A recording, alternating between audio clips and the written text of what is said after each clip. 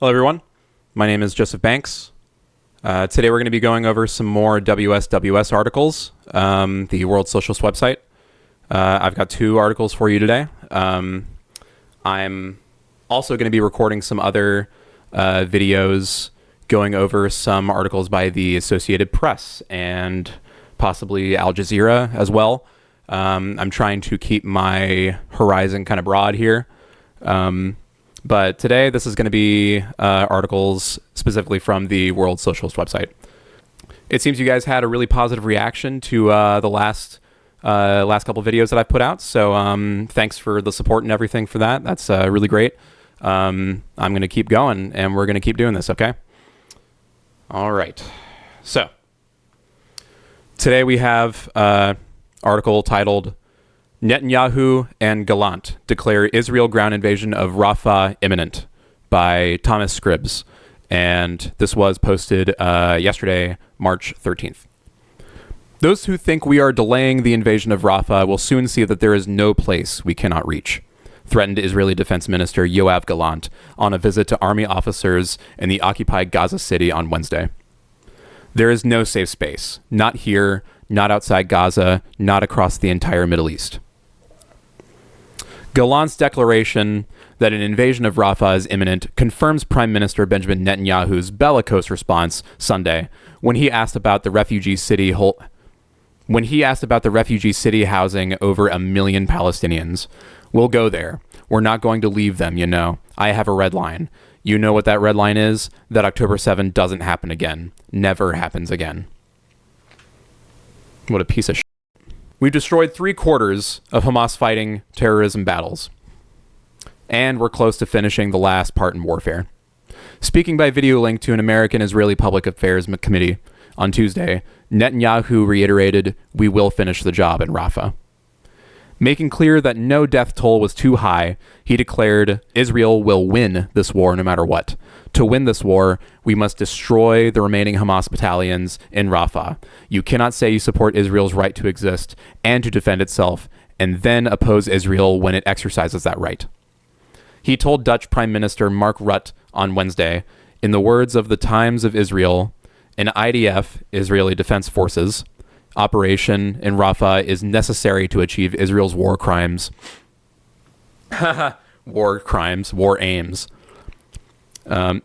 An IDF, Israeli Defense Forces operation in Rafah is necessary to achieve Israel's war aims against Hamas. Gallant and Netanyahu's comments lay bare the reality hidden behind a veil of cautions and warnings from Israel's imperialist patrons. United States President Joe Biden told reporters this weekend that Netanyahu must pay more attention to the innocent lives being lost, adding, he's hurting Israel more than helping Israel. This sparked the customary speculation in the liberal media about red lines from Washington, and that's another article that I went over in that video there. But U.S. support for the Israeli war machine was never in doubt. National Security Advisor Jake Sullivan stated bluntly on Tuesday, the reports that purport to describe the president's thinking are uninformed speculation. Biden's only professed concern with smashing into Rafah, Sullivan continued, is that an entirely fictitious, credible plan to deal with the population there be drawn up purely for public consumption. Reports of Biden's comments followed days of media speculation about a Ramadan ceasefire, for which the Israeli negotiators did not even bother to visit Cairo for discussions, and which Qatari mediators now admit is not near an agreement. On the ground, combat operations killing and maiming scores of Palestinians continued for the 3rd consecutive day for the Islamic festival. Among them was a strike on a United Nations Relief and Work Agency for Palestinian Refugees, UNRWA, food distribution center in Rafah, killing 1 staff member and wounding another 22. UNRWA Commissioner General Philippe Lazzarini commented, today's attack on one of the very few remaining UNRWA distribution centers in the Gaza Strip comes as food supplies are running out, hunger is widespread, and in some areas turning into famine. Every day, we share the coordinates of all our facilities across the Gaza Strip with parties to the conflict. The Israeli army received the coordinates including of this facility yesterday. More than 400 people, many of them children, have now been killed while sheltering the United Nations facilities in Gaza. 157 of which have been hit by Israeli fire. Lazzarini had pointed out earlier in the day that more children were killed in Gaza in the 4 months to this February, over 12,300, than in all wars around the world combined in the 4 years 2019 to 2022. That's insane. That's wild.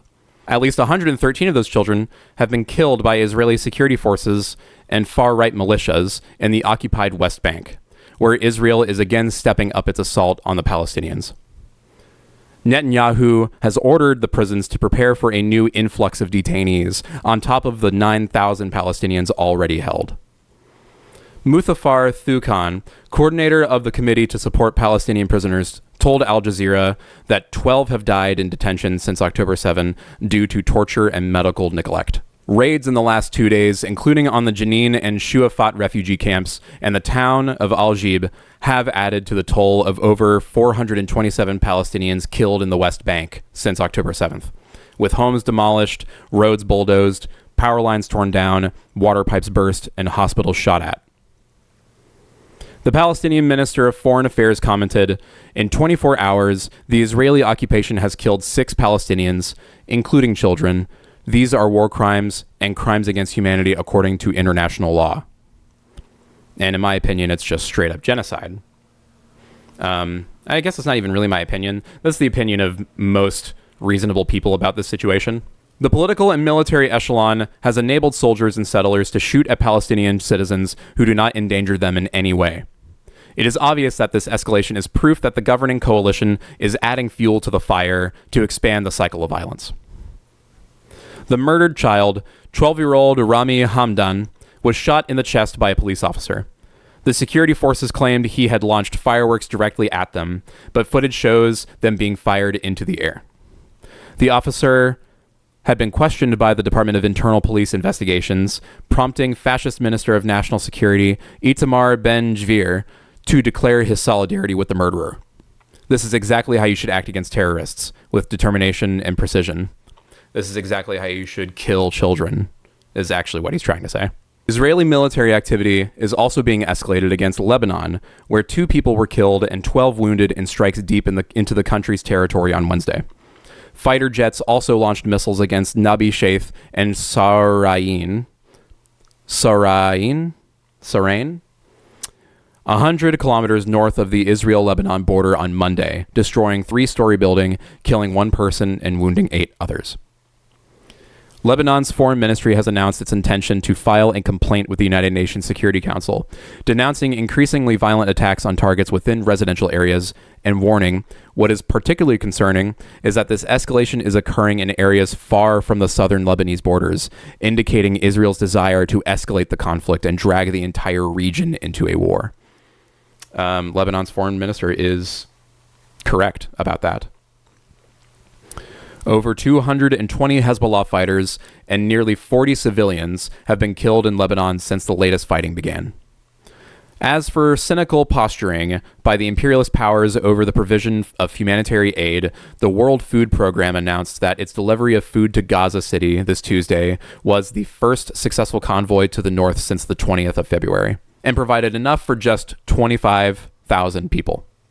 With people in northern Gaza on the brink of famine, we need deliveries every day, the organization commented. 25 aid groups and human rights organizations, including Oxfam and Doctors Without Borders, have criticized the much-feted air and maritime aid routes as a facade. States cannot hide behind airdrops and efforts to open a maritime corridor to create the illusion that they are doing enough to support the needs in Gaza. Their primary responsibility is to prevent atrocity crimes from unfolding and apply effective political pressure to end the relentless bombardment and the restrictions which prevent the safe delivery of humanitarian aid. Gazans, they continue, have the right to more than meager charity droppings from the sky. One airdrop caused the deaths of 5 people and injured 10 others last week. Families are starving and do not have the time for offshore and ashore infrastructure to be constructed. Saving their lives requires immediately allowing the humanitarian trucks full of food and medicine whose entry in Gaza is currently being withheld. The European Union's Foreign Affairs Chief Josep Borrell has acknowledged starvation is being used as a war arm, he explained. When we look for alternative ways of providing support by sea or by air, we have to remind that we have to do it because the natural way of providing support through roads is being closed, artificially closed. And that's the end of our first perspective there. And God, what a horrible perspective it was. UNICEF has a really helpful PDF and graphic that's been going over the power and water and food logistics in Gaza since the start of all of this. So I highly recommend going and checking that out if you haven't. It's really, really informative, good stuff. The next article we're going to be looking at here is titled, "As Putin Warns Russia, Nuclear Forces Ready for War. Pentagon Sends $300 million in additional weapons to Ukraine," by Andre Damon. And this was posted about 14 hours ago on March 14th. The U.S. Defense Department will send another $300 million in weapons to Ukraine amid growing warning signs that the U.S.-NATO war with Russia is on the verge of a significant escalation. In an interview published Wednesday, Russian President Vladimir Putin said Russia's nuclear forces are ready in an event for a full-scale war between Russia and NATO, i.e. nuclear war. Asked by an interviewer from Rossiya 1 television and news agency, "Are we really ready for nuclear war?" Putin replied, "From a military technical point of view, we are, of course, ready." Putin continued, "Our nuclear triad is more modern than any other triad, and only we and the Americans have such a triad.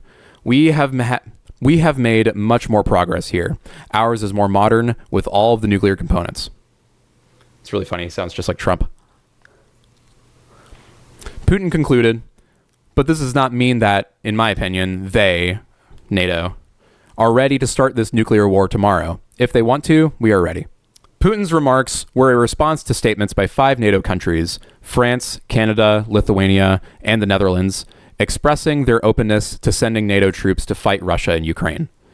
On Saturday, Polish Foreign Minister Radek Sikorski declared that sending troops to Ukraine was not unthinkable.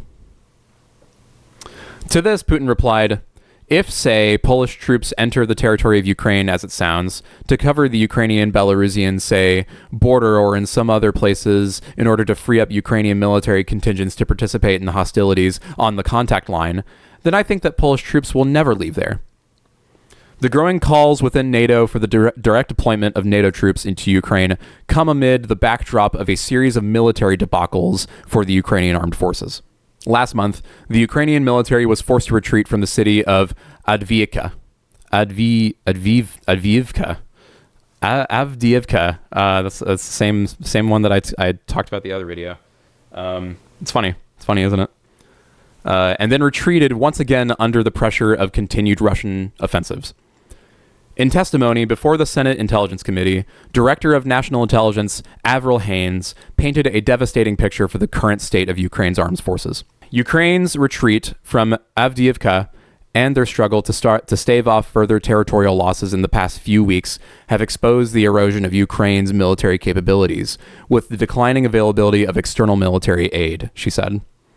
Without that assistance, it is hard to imagine how Ukraine will be able to maintain the extremely hard-fought advances it has made against the Russians. The Zelensky government is desperately seeking to drum up soldiers for its army, which has been depleted by massive casualties. Ukraine's parliament is set to vote later this month on a new recruitment bill that would set the framework for the recruitment of another 500,000 people. The advanced U.S. military hardware sent to Ukraine has not changed the tides of the battle. While Ukraine appears to have so far fielded 30 U.S. Abrams battle tanks, 3 have already been destroyed, mostly through the use of anti-tank drones. Despite the series of devastating battlefield losses, Ukraine continues to carry out strikes deep inside Russia. For the second day in a row, Ukraine carried out drone strikes on Russian energy refineries hundreds of miles away from the Ukrainian border, accounting for approximately 10% of Russia's refinery capacity. The Biden administration has called on Congress to pass more than $60 billion in funding for Ukraine. On Wednesday, the funding appeared to move closer to passage after a campaign led by the Democratic Party to advance the bill in the House despite opposition from House Speaker Mike Johnson. Meanwhile, The Pentagon, in its announcement of another $300 million in weapons to Ukraine, declared that its accounts for Ukraine weapons fundings are overdrawn by $10 billion. The European Union, meanwhile, announced that it would send another $5 billion in weapons to Ukraine through a so-called European Peace Facility. Other NATO countries are expanding their funding to the war on an individual basis, with Denmark announcing Tuesday that it would send a $340 million weapons package. While the Biden administration has publicly ruled out sending troops to Ukraine, there are growing calls within the U.S. political establishment for such a move. In an interview with Radio Free Europe, retired U.S. Army Colonel Alexander Crowther called for the proposal to be taken seriously. What a fucking asshole. Ukrainians are running out of soldiers, just like we did in 1944, when in Europe we took crooks and handed them rifles and said, "You are now an infantryman," he said. And so Ukraine is at the point where they're having to do that. If you could get Americans or Western Europeans or whoever running a very tight air defense system to knock down all of those missiles, the Kinzhals, all the Iskanders that are coming across the Dnieper River, I wish I could pronounce things. If you could do that, that would be very helpful and it wouldn't threaten any Russian life. He concluded, "You'd have to be really clear to Putin and say, we're sending people to Ukraine. They're not going to be doing offensive combat against you. Anything that crosses the Dnieper is dead. It's not a no-fly zone. It's air defense." And that is the conclusion of that perspective there. Similar to the other article that I read recently by the Associated Press, where they also covered the same sort of stuff going on with the Pentagon, sending them $300 million in weapons. It's absolutely horrifying because all they are trying to push for is nuclear war. This is all this is about. It is about pushing Russia into a worse and worse position and pushing NATO and the U.S. even further on that brink. I think that's all the time that I have for this video here. If you guys enjoyed it, please let me know. Sound off in the comments. Tell me how much of a dirty socialist I am. Please, I love it. Tell me more. I will keep making these videos, and I will see you guys in the next one. Thank you.